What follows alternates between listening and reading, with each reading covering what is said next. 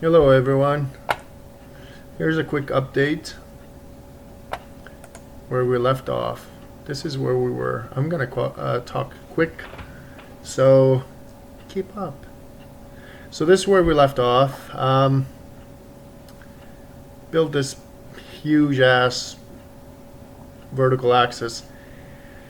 I have difficulties testing it because lack of wind where I live, and also the startup was a it needs a push. So then I went on a crusade. Alright, what does that mean? Okay, so here we are. So the function, it works and everything is great, so let's improve on it. I'm not gonna build real scale every time, so I decided I'm gonna buy a 3D printer. I'm gonna design, learn, and do all that. So here we go. The first step, I simply went back to the drawing board. Okay, what does that mean? That means I took an airfoil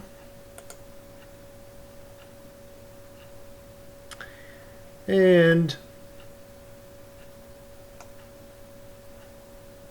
I created a pocket into it. So this way it would help that push startup. So I did few profiles. Eventually I didn't build 1, 2, or 3. I printed 4 and many more. But anyway, so this is where it started. So I took the regular foil and I redesigned it. I designed a hub,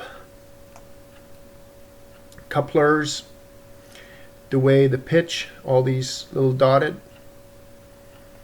they're pitches.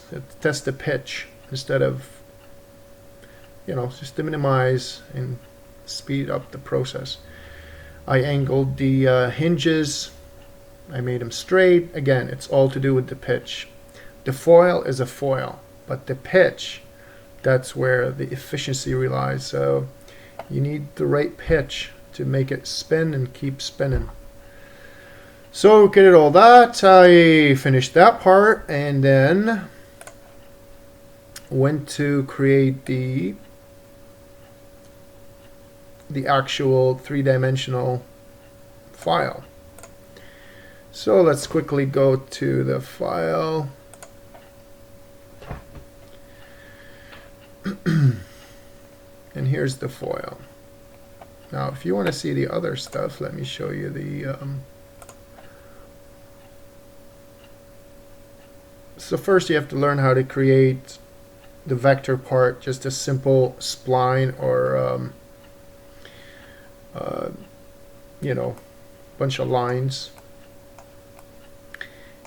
You have to learn this 3-dimensional program, and you have to take a spline and then create a 3-dimensional object. So everything is 3-dimensional in this program. So we created the hub. This is the hub right here. These are the couplers, I call them. Lower coupler, upper coupler, and I put a hexagon there. So this way it grabs onto the bolt. Ideally it would have been nice, I'm going to go quick right now. So the lower coupler that keeps spinning with the axis should have been square, but right now threaded rod is fine at this time. So we created the hinges, many different types, again from a spline, different thickness, different strength, hinges. Right, and we ended up here. These are the hinges that I decided to use. They're the best fit.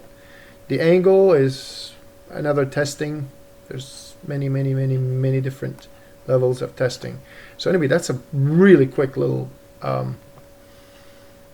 introduction. So after you do all that, you learn the two-dimensional, you bring it into three-dimensional, and you create all these parts.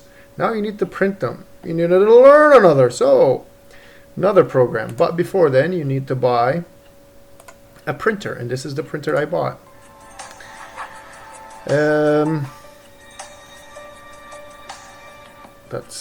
It works for me. It's a cylinder, and it's a 600 mil in height, and so on. So we took that printer, you learn this program, how to use this program, how to, you know, drop it in there and do your funky little diddle-do, whatever, and you create your print, and then you print it. So after I finished printing, I actually assembled. So here we go. Let's see. We have, how many do we have? You're gonna notice the many are unlisted, so you guys don't see them. So I wasn't just sitting on my ass, okay? I was working. Okay, and I will release all of them so you guys can see all of it right after this video. So here we are. So I redesigned the airfoil, did all that good stuff, but I want to show you the actual airfoil here and how it is shaped, really. Just have to wrap your head around this three-dimensional crap. There we go. So here's the slit right there. Fuck. Okay, this channel is not for kids. It's really straightforward, but anyway, you're not interested in this anyway. Let's get back to the video. So here's the first one. I will be releasing this video, and this is the prototype 1, and it shows how I put it together and spin and all that good stuff. And then you get to the second one. This is prototype 2.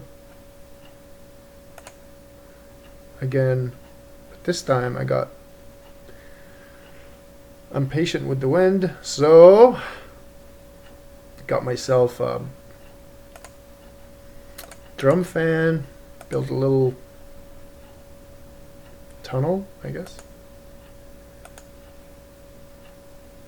and that's how I tested the turbines.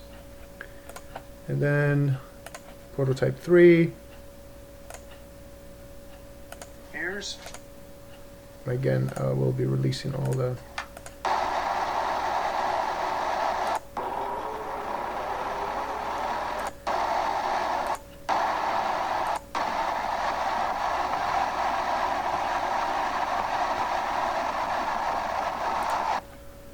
and here's the print for the blade, how it printed. Now it's not the cleanest print, but I don't give a flying. So it shows the actual printer doing its thing and printing and printing and printing. Each one of those blade took 14 hours. 14 hours. And then here are the hinges. This is the upper one that locks into the shaft because it doesn't move up and down, but the other one is for the lower and it moves up and down. And here's the hinges, printing the hinges.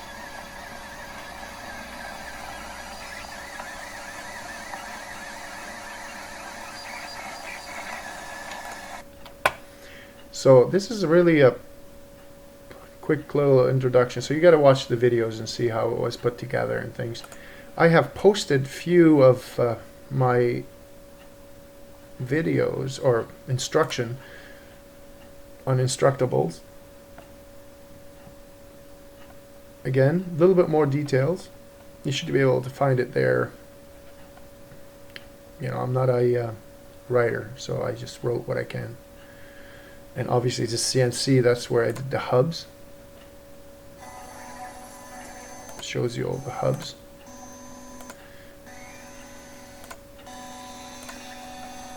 And this is the hub and all the locations of holes and the purpose of, you know, the pitch holes and blah, blah, blah, blah, blah. Again, the same thing, the hinges and what they are, measurement-wise. The couplers, upper and lower. The blade, and I showed in detail what the blades look like in a little video. Alright, I will be releasing all the other videos so you guys can enjoy, and I don't like to, you know, I didn't want to introduce one video, you know, while I'm working on it. So I just, it's all done. Many videos to watch. I know some of you will send me, you know, questions. Post them on the channel if you need to ask questions. All right. I hope you appreciate this. Thanks, guys.